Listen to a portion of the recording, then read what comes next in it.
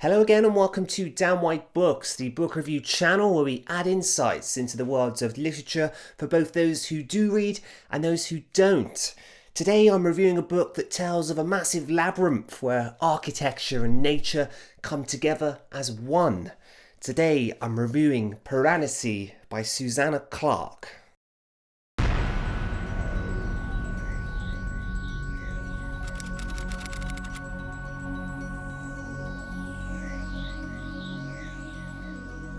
The world around us can often feel like a maze with many different choices, millions if not billions of different people, and at least 1,000 ways to lose yourself inside and out.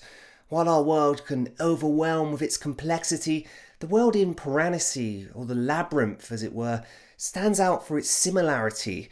Author Susanna Clarke describes a vast, if not infinite space known as the house, a place with countless halls and statues. Each statue depicts a scene from a reality our character has no awareness of. High above, clouds float through the upper halls, while down below, waves crash among the lower floors. It is a world created both beautiful and mesmerizing. Of the people in this house, there are only two. The main character known as Piranesi, and the second is known only as the Other. Despite what may seem like a mundane maze, the house, this place our character has only ever known, is where wonder can be found among a blend of architecture and nature. It is detailed in a manner a painter would add vivid colour to his sketched work, and it stays with you long after you finish the final page. Despite there being only two people in the house, birds can be found nesting in high places, and fish fill the endless seas. This is a world of the appearance of a man-made design, but richly infused with the relentless swell of nature. And it is quite beautiful, at least for the reader, for as like any great book, there is far more going on here than what meets the eye. Piranesi is a harmless and inquisitive man who calls the house his home. Within the endless halls, he gazes at the statues around him and attempts to find meaning in this endless world. He keeps a journal of entries labelled after significant dates and events in the house, and has a dozen questions but no means to get any answers. In the house there are bones from people who inhabited the space long ago, but no one else walks the halls. Piranesi has made it his goal to map out and explore the labyrinth. Each week he meets with an older man called Other, and together they attempt to discover what they call a great and secret knowledge. I hope my description of this work, indeed this whole world, has you intrigued, for it really is quite a unique book.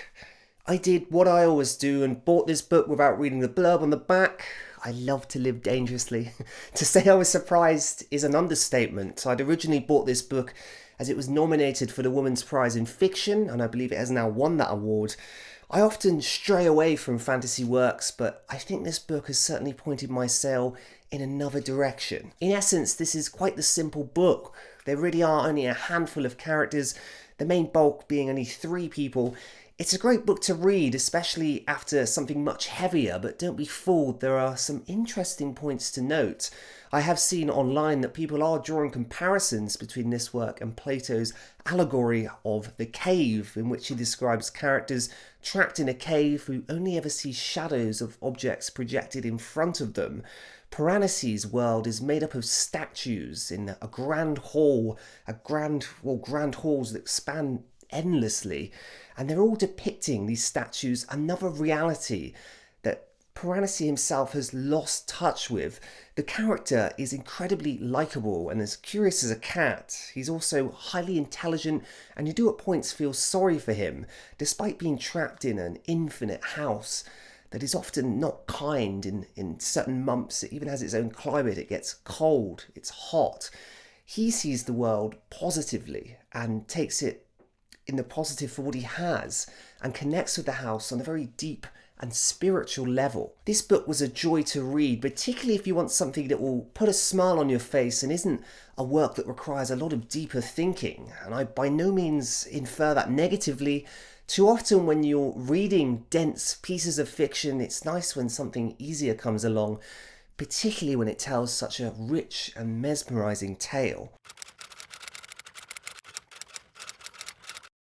Well, it's another great book. I really feel I should start reading less acclaimed pieces of fiction, as many of this year's book reviews have been positive, and I have thought on this one, and I do struggle to critique it that much because I really enjoyed the tale. The start had me questioning where things were going. You're placed in this world and it seems like you're stuck there yourself, but slowly the story comes together and small mysteries begin to unravel. If I'm nitpicking, perhaps the descriptive detail of the world could have been expanded further, but I understand that using many architectural terms or words would likely detract from the overall story. It perhaps could have expanded its own philosophy at greater length, but this certainly isn't essential nor that necessary. However, I can see that they might be disappointed with the fact that that depth isn't there, but I really am just nitpicking here.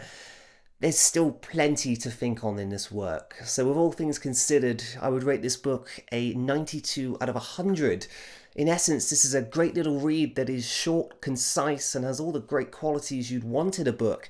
It has a highly likeable central character, and a world that is both mysterious, peaceful, yet also slightly frightening. And I would certainly love for you to find out why, so please do pick up a copy of this book. My friends, thank you very much for watching. Next 2 weeks book, if I get through it, I've already started early. I'm reading Cloud Cuckoo Land by Anthony Doerr. Excuse me if I get that wrong. I haven't actually practiced the pronunciation of my own words and the author's name clearly. This is quite a large book, so I've started early. I'm already 100 pages in. If you'd like to read that, or if you have already read it, I believe it's been out for 2 weeks, come back here in 2 weeks and I will have a book review of it. I don't normally do books this long, so it'll be interesting. I can already tell there are a lot of characters in this book, which is new to me, really. I'm used to reading books where, there's not so many, you can't even tell which character is the main character. I think that's what I'm trying to say at the moment. There's just such a focus on all the people in the story that they all seem like main characters. But I'm sure that will iron itself out. And hopefully this will be a great book. Thank you very much for spending some time here watching this video. Please like if you did enjoy this book review. If you didn't, you can leave a dislike, and please leave comments below and I will try my best to answer them. I love discussion. If you'd like to see what I'm reading in the future, follow me on Goodreads at DanWhiteBooks, and I thank you very much again for watching. I will see you here again soon. Bye bye.